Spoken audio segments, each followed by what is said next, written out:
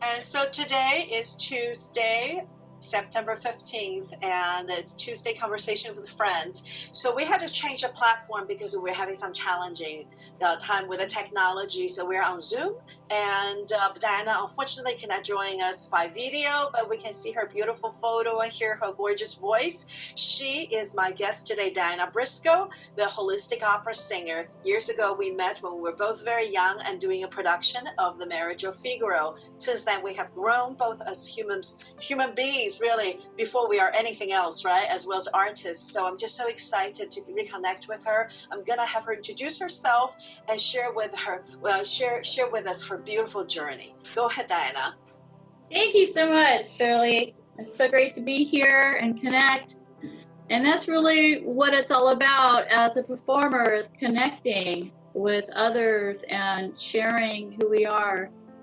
When we sing these roles, we're bringing ourselves to them. So it's so important that we're on top of our emotional, mental, physical well-being, so that we are able to have that joy in expression, whether it's through singing or any other creative expression.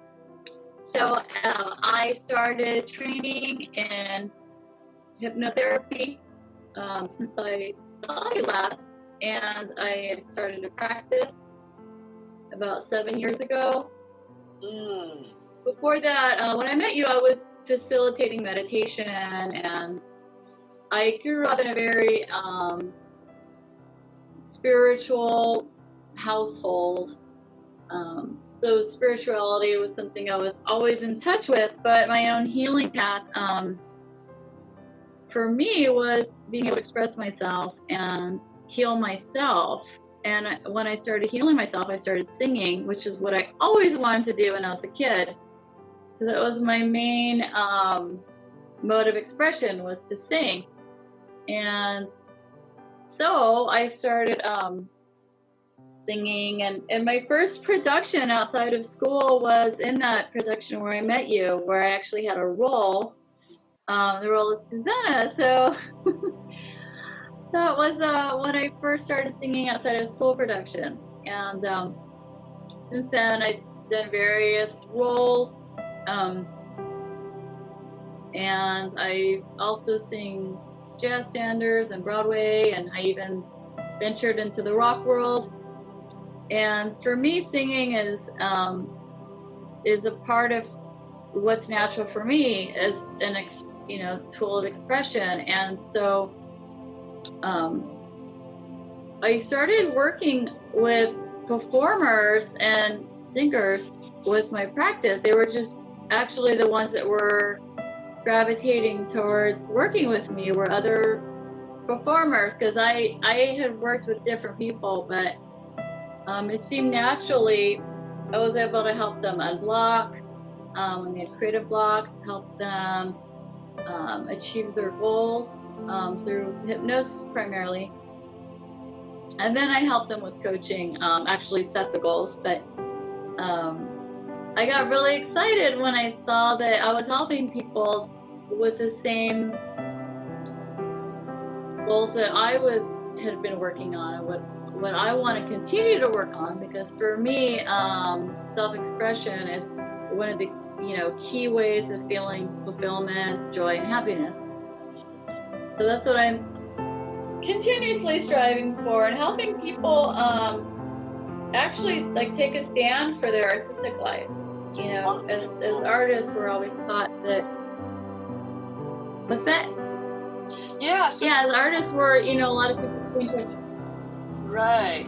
A lot of people think of it as something that's not important, or that it's something that isn't, something you should take seriously, as far as, a job or a career. And really, what's inside you is what you're bringing out there into the world, and you're touching people's hearts, you're touching people's spirits. So actually, the status of artists should really be a lot higher than it is, in my opinion. I was curious, you mentioned something about people becoming blocked from their creativity, and I would love for you to chat a little bit about why and how and what blocks a person from being creative, because I think ultimately it's not just for artists. I think as human beings, Yeah. we're all creative, and because that's what makes us human, is that ability to continue to create, whether a person who's working as a computer software engineer, whether it's a person who is a street sweeper. I don't even know if people do that job anymore. And we are really, what makes us human is our ability to create. So I think when we disconnect from our creativity, when we become blocked, we also disconnect from our own humanity to a certain degree. So I would just love for you to talk about, in your experience working with people, what blocks a person from connecting with their creativity, and is there anything that would be simple and fundamental for us to do? Start with something small in our life that can help us to unblock as well. Yeah, certainly. So in my experience with creative blocks, many people actually already seem to have the ideas that they end up receiving when they unblock. Like there was a little part of that was already in there, but they weren't listening to that voice or that message that they were getting that needed to be channeled. So often people aren't surprised when they get unblocked. They're like, oh, I kind of thought that already, but I wasn't sure. So then there was a lot of like self-doubt in the picture. So I think having a critical part of you that's critiquing, that's not nurturing, or receiving critique from others, that you start to not really listen to your ideas, and a lot of people develop barriers. Okay. And they could come from criticism, and often people are their most harshest critic. So usually I work with hypnosis. That's the main healing modality. So your subconscious has tons of information for you to access when you tap into your subconscious mind. But if you're not doing hypnosis, you're just going for a walk where you get into a zone and you're able to empty your mind, doing some kind of clearing of your energy, whether you go to the beach, whether you're clearing your mind through other art forms such as dance. Whenever you can get into that zone, the zone is a naturally hypnotic state. So like when you're driving and you pass that off ramp on the freeway because you're in a zone, that's a naturally occurring hypnotic state. Wow. So if you're able to have more, so it's a naturally occurring state of mind that we go through every day. So if we have more moments when we're in a zone, whether for some it's going on a run, you're able to access, information once you start getting all that conscious chatter out of the way. So taking more time for yourself, and just being open to possibilities. I would say fleshing stuff out, whether you're journaling. And you can write the most craziest stuff down, the most improbable ideas. And there's going to be these gems of creativity in those that you can utilize. But people have these barriers on what they think things are supposed to be, what other people might think about them. So once we're able to remove barriers, we have more access to creativity. But like for me, the way that I'm creative, I do things very intuitively. And so for me, I actually have to make the space to be intuitive. I have to block out the time to do the work, and then I'll just use my recorder on my phone, and I'll just start having a whole download of information, and then I sort it out later, and I see, oh, what worked in that. So I Yeah. think that, does that answer your question about? Yes, absolutely. And I really do Yeah. think there is a value in stopping or slowing down in order to move forward. And I even think as we set goals, our goals begin to change and become more focused. Like the focus itself reveals itself when we take the time to stop. And, you know, I think as musicians, especially as performing musicians, we often practice and work on things because we have a project, because we have a performance coming up, we're creating something that's a project. And very rarely, as once we go beyond a certain point in life, that we just practice and work on something for pleasure, where we have that space where we're immersed in our creativity like a child because we don't have a purpose or reason for why we're doing it. Personally, I find those moments to be so important because we're in a zone that is pure, that we stop in order to discover and move forward. And I hear a lot of what you're saying is really that, you know, stop and take a walk, go to the beach, and really to disconnect with the chatters in our lives and to go into that zone, and we connect with something, and all of a sudden we feel, some people call this chi, some people call this energy, some people it's just their mind that becomes unblocked, and we connect. And I think those are really important moments in our lives in order to really connect with our creativity. And that's even partially why I started this series of conversation, because this puts me in a place where I'm really listening to the person who's talking to me, and really just set this time aside to just listen, but not just listen to me, but listen to the other person. There is something that happens, the purity that happens when you just really stop and really commit to just the moment. And you know, I love what you just said because that really helps me. I felt like I was stopping myself just to listen to you and just really reconnect with that space, that empty space that I think we have to tap into in order to actually to refill our tank to become creative again. What do you think? Oh, I think you're totally right on that. Yes, definitely. When we have this like overload of busy, busy, busy, and I have to do, and the to-do list, we're not nurturing our inner self, Mm-hmm. and it's really neglected, and often people don't reconnect with their inner self unless they go through some kind of crisis or health challenge, it seems. And we don't need to do that to ourselves. Right. Why do we have to traumatize ourselves just to move, just to discover that space, right? And I think one of the things that the pandemic has done for people is a forced time to stay in an empty space within ourselves.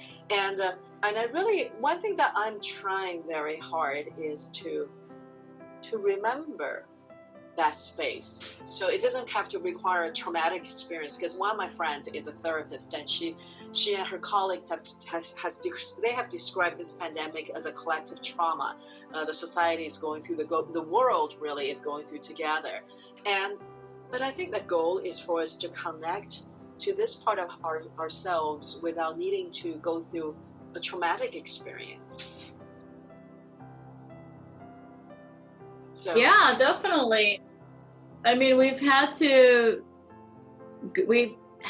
start to go within, you know, with just the way we've been isolating, having to communicate through the internet or devices.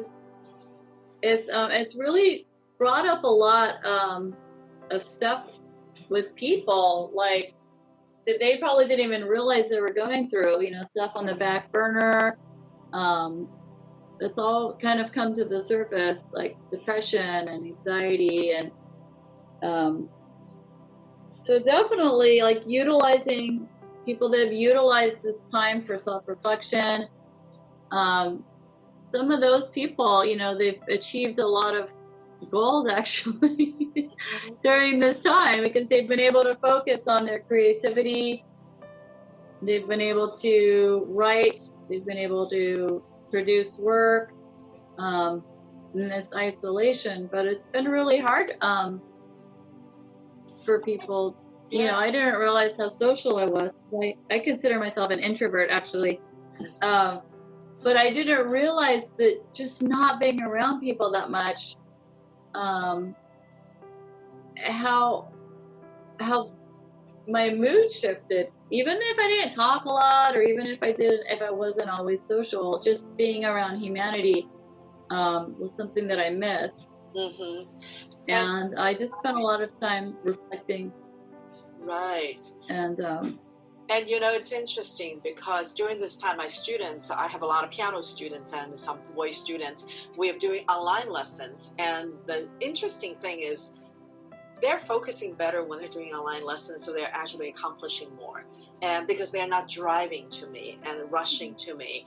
And additionally, I have a couple of students who are venturing into advanced piano playing.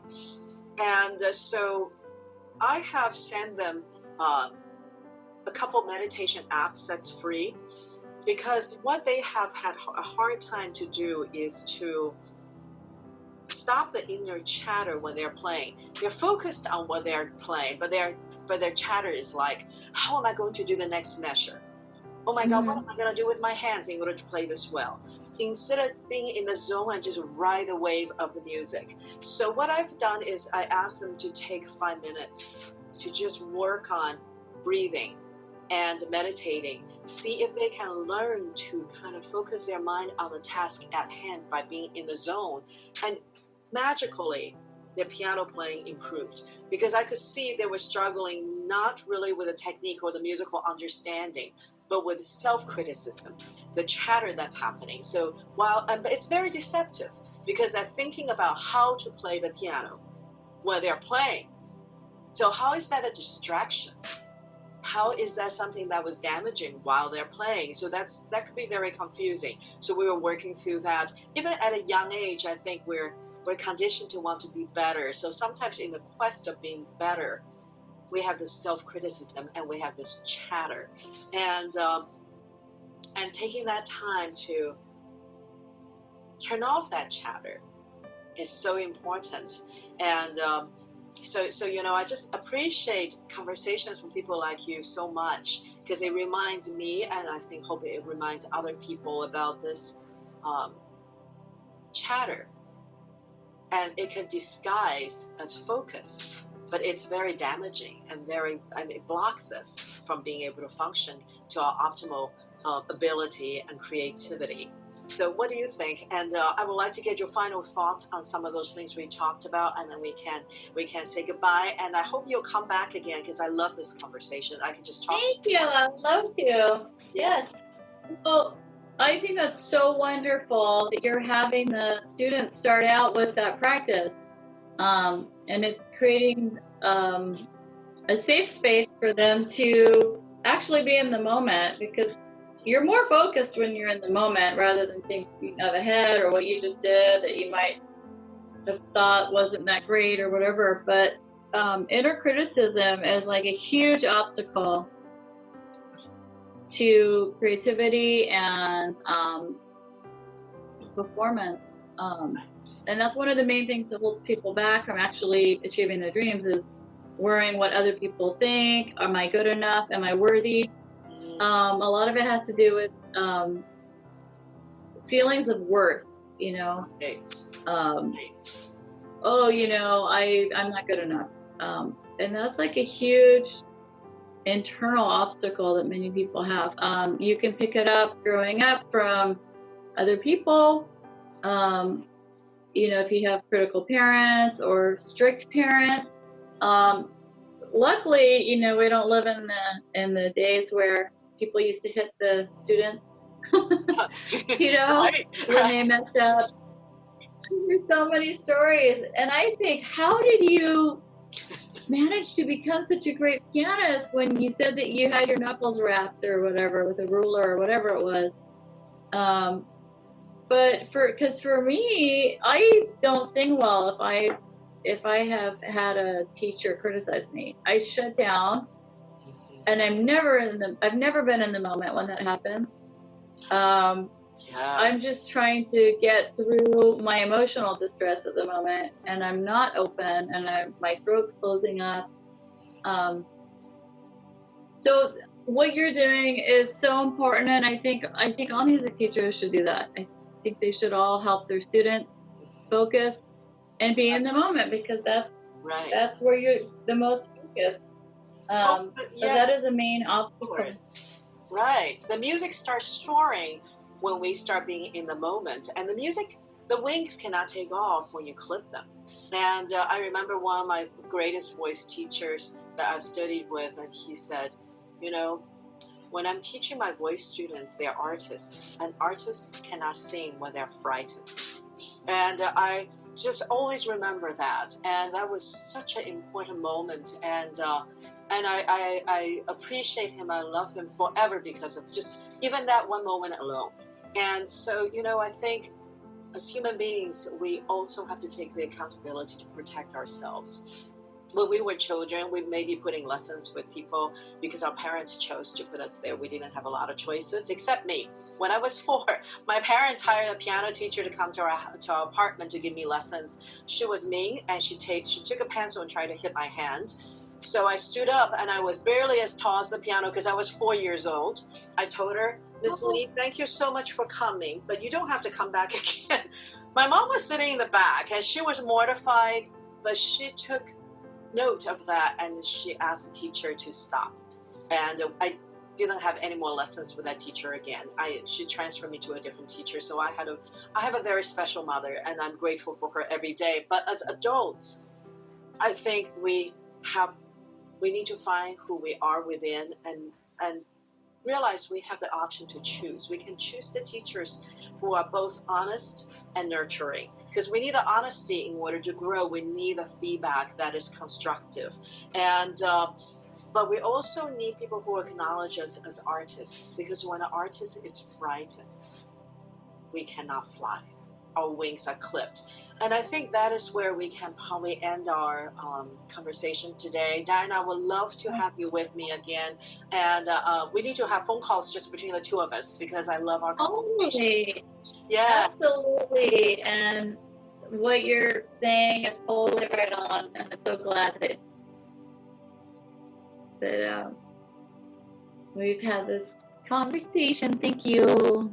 And this is such a wonderful connection. And so I'm going to put this on Facebook, and I'm also going to put this on Instagram TV and tag you. And let's do this again. So have a wonderful Tuesday. And you and I would chat offline some other time for sure. And I'm so glad you joined me. And happy Tuesday.